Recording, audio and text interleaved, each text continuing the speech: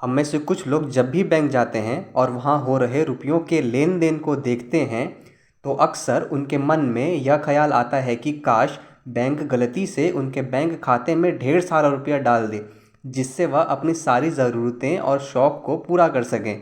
ऐसा ही कुछ हुआ कॉलेज में पढ़ रही एक लड़की के साथ, जिसके बैंक अकाउंट में गलती से बैंक की ओर से एक वित्तीय सुविधा को क्रेडिट कर दिया गया, जिसके बाद लड़की ने करोड़ों रुपए की शॉपिंग कर डाली।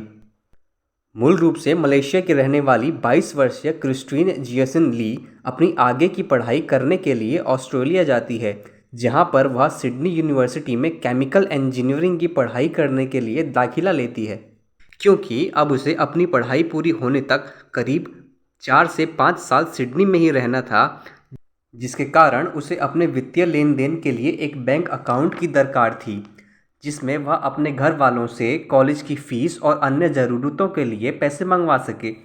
इसी दौरान वह एक ऑस्ट्रेलियन बैंक वेस्टपैक में अपना एक अकाउंट खुलवाती है, जिसमें क्रिस्टीन के घर वाले उसकी कॉलेज की फ़ीस और दूसरी ज़रूरतों के लिए पैसे जमा कराने लगते हैं।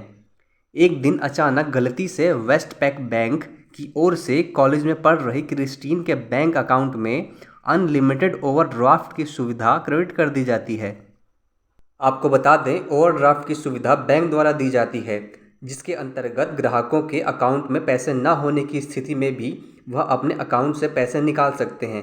यह एक तरीके से बैंक से पैसे उधार लेने जैसा है, जिसे एक निश्चित समय सीमा के भीतर लौटाना होता है। यह सुविधा बैंक अपने कुछ चुनिंदा ग्राहकों को ही देता है। अब क्रिस्टीन बिना यह जाने कि यह सुविधा क्या है और उसके बैंक अकाउंट में कैसे आ गई, वह पैसे खर्च करना शुरू कर देती है। वह घूमने फिरने और पार्टी करने लगती है।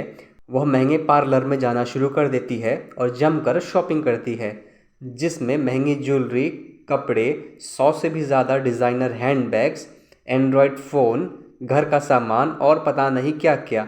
उसकी शॉपिंग की फहरिस्त लंबी होती चली जा रही थी, लेकिन उसका मन अभी भी नहीं भरा था। उसने एक कदम और आगे बढ़ाते हुए अपने लिए सिडनी में एक फ्लैट तक खरीद डाला। यह अब तक की उसकी सबसे बड़ी खरीदारी थी। इसके अलावा वह अपने एक अन्य बैंक अकाउंट में करीब 2.5 लाख रुपए ट्रांसफ़र करती है। करीब 11 महीने के बाद जब बैंक को अपनी इस गलती का पता चलता है, तब तक बहुत देर हो चुकी थी। क्रिस्टीन अब तक बैंक के पूरे 18 करोड़ रुपए खर्च कर चुकी थी। जब क्रिस्टीन को इस बात का पता चलता है, तब उसके होश उड़ जाते हैं। बैंक की शिकायत पर सिडनी पुलिस उसकी तलाश शुरू कर देती है और उसे एयरपोर्ट से गिरफ्तार कर लेती है। उसके बाद यह मामला कोर्ट पहुंचता है, जहां उस पर बैंक की ओर से मुकदमा चलाया जाता है।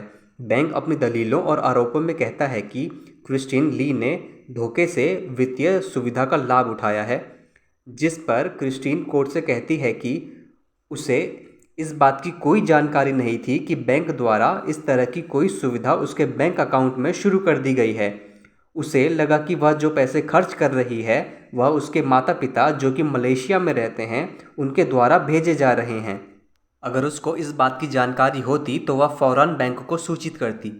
उसे नहीं पता था कि वह किसी के साथ धोखाधड़ी कर रही है। जिसके बाद क्रिस्टीन पर बैंक की ओर से लगाए जा रहे सभी आरोपों को कोर्ट ने खारिज कर दिया और बैंक को निर्देश दिया कि क्रिस्टीन द्वारा खर्च की गई इतनी बड़ी राशि को चुकाना संभव नहीं है, लेकिन जो उसने महंगे सामान और फ्लैट खरीदा है, क्रिस्टीन वह बैंक को वापस कर दे, जिससे बैंक के नुकसान को कम किया जा सके।